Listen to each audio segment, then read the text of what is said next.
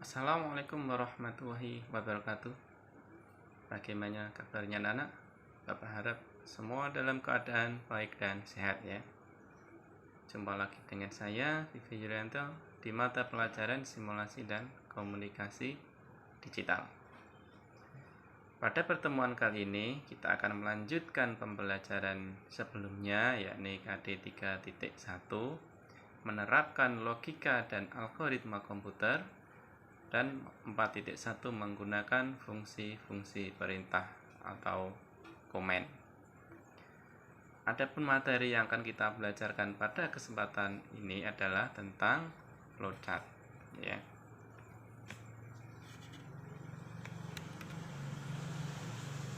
Sebelum pembelajaran, mari kita mulai semua kegiatan kita dengan berdoa agar kita diberikan kemudahan dalam memahami serta ilmu yang bermanfaat ya. Sesuai dengan agama dan kepercayaan masing-masing, berdoa mulai.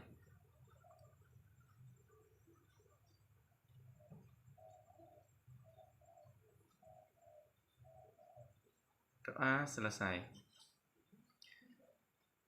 Anak-anak semua, pada pertemuan sebelumnya kita sudah belajar tentang algoritma ya. Nah, pada kesempatan kali ini nanti kita akan membahas bagaimana menotasikan algoritma itu ke dalam bentuk simbol atau gambar sehingga akan lebih mudah dimengerti. Nah, inilah nanti yang disebut dengan flowchart. Gitu ya. Jadi secara spesifik materi yang akan kita bahas pada pertemuan kali ini nanti adalah tentang pengertian flowchart, simbol atau gambar dasar dari flowchart, serta contoh dari penerapannya. Nah, kita akan coba ke materi pertama tentang pengertian flowchart. Apa itu flowchart? Seperti yang sudah saya singgung sebelumnya bahwa flowchart merupakan notasi dari algoritma yang dinotasikan atau ditampilkan dalam bentuk simbol tertentu ya. Atau barangkali dengan bahasa yang lebih mudah atau bahasa lain, flowchart merupakan suatu bagan dengan simbol-simbol tertentu yang menggambarkan langkah-langkah dalam menyelesaikan masalah ya. Maka flowchart ketika nanti kita buat akan menggunakan simbol-simbol atau gambar yang sudah disepakati artinya sudah distandarkan secara internasional agar nanti bisa difahami oleh semua orang ya. Jadi nanti kita tidak bisa menggunakan gambar atau kita membuat simbol sesuka kita. Kenapa? Karena simbol ini sudah distandarkan secara internasional ya. Nah, kenapa sih kita harus pakai flowchart gitu ya? Jadi kalau kemarin pakai algoritma, kenapa sih kita sekarang harus pakai flowchart? Perlu kita pahami bahwa flowchart merupakan sebuah gambar ini ya, bagian yang terdiri gambar-gambar. Maka dengan menjelaskan sebuah proses melalui sebuah gambar diharapkan nanti akan lebih mudah untuk dipahami. Jadi kalau kita pakai tulisan yang bertele-tele itu kan nanti panjang, susah dipahami. Ketika kita pakai gambar itu nanti akan lebih mudah dipahami. Ini ya tujuannya. Nah, kita coba lanjutkan ke simbol dasar. Sudah disebutkan sebelumnya terjelaskan tadi bahwa flowchart merupakan notasi algoritma yang menggunakan gambar atau simbol ya. Dan sudah jelas pula bahwa simbol itu sudah ditentukan atau sudah disepakati secara internasional. Maka kita tidak boleh menggunakan simbol-simbol sesuka kita. Nanti kalau kita pakai simbol sesuka kita ya apa yang kita buat nggak bisa dimengerti oleh orang lain. Nah, berikut ini adalah simbol-simbol standar dari flowchart. Ini ya. Nanti kita akan belajar simbol dasarnya saja. Ini ya, kalau simbol Simbol yang lain nanti akan dipelajari di mata pelajaran yang lain. Nah, beberapa simbol dasar nih yang dalam flowchart adalah yang pertama adalah terminator. Simbolnya seperti itu, seperti elips, tapi bukan elips ini ya, semacam lingkaran yang agak panjang. Ini ya namanya terminator. Fungsi dari terminator adalah untuk memulai atau mengakhiri sebuah program.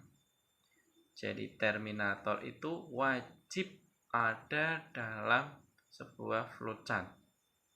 Jadi dalam sebuah flowchart wajib ada dua buah terminator. Terminator untuk mengawali dan terminator untuk mengakhiri ya. Jadi nanti awal adalah terminator, akhir adalah terminator, dan itu sifatnya wajib ya. Yang kedua, garis alir atau flowline ini ya.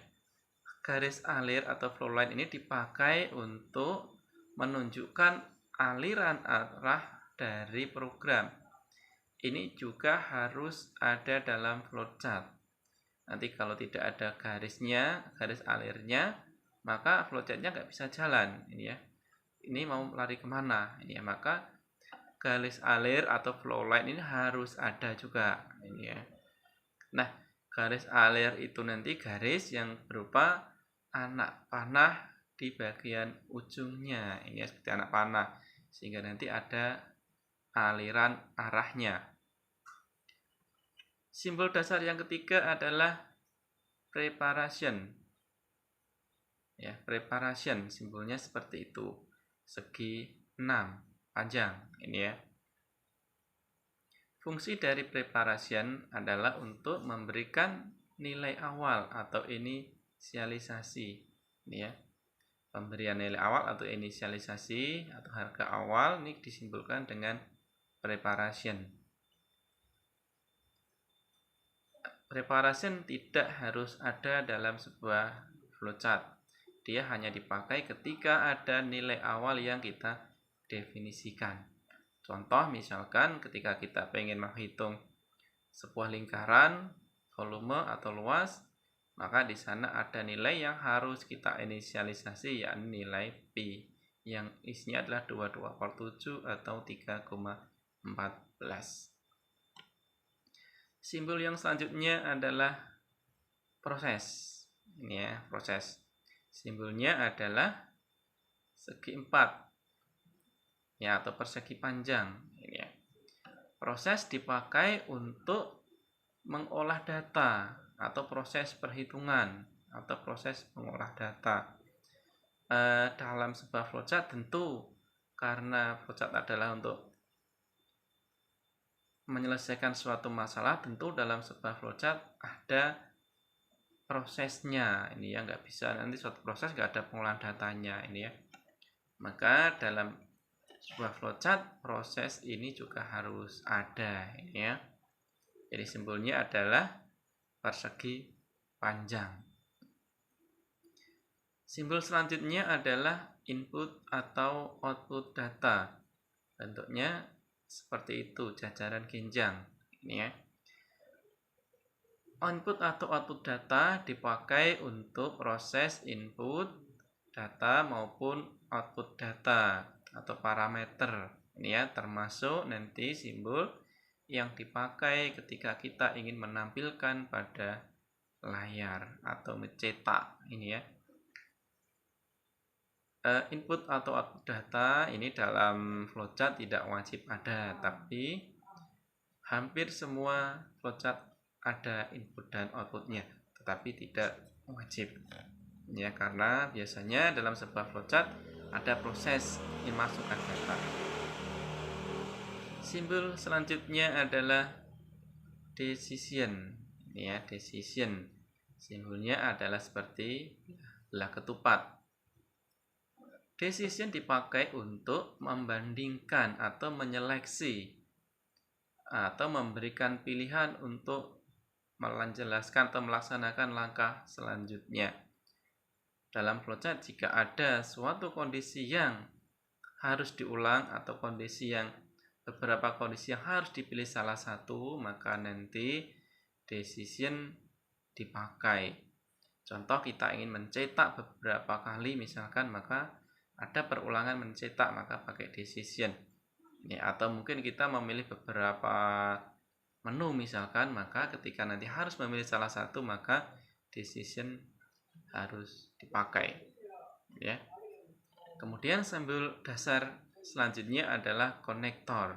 Konektor dipakai untuk menghubungkan bagan-bagan atau bagian-bagian flowchart yang terputus. Jadi misalkan karena gambarnya terlalu banyak sehingga tidak muat, atau mungkin kalau kita tarik garis nanti menjadi bingung, maka nanti kita bisa manfaatkan ini namanya konektor. Konektor ada dua jenis.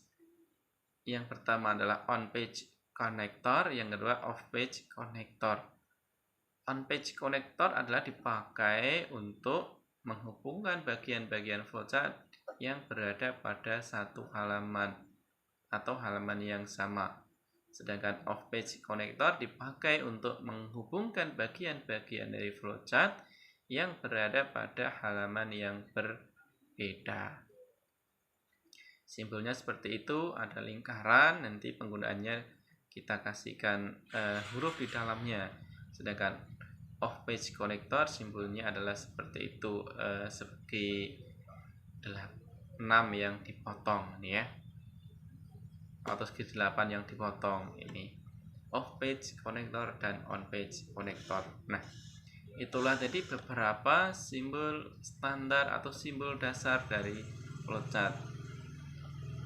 Barangkali nanti kalau kalian jumpai simbol-simbol yang lain, nanti jangan heran karena memang simbolnya sangat banyak. Kita hanya menggunakan simbol dasar saja.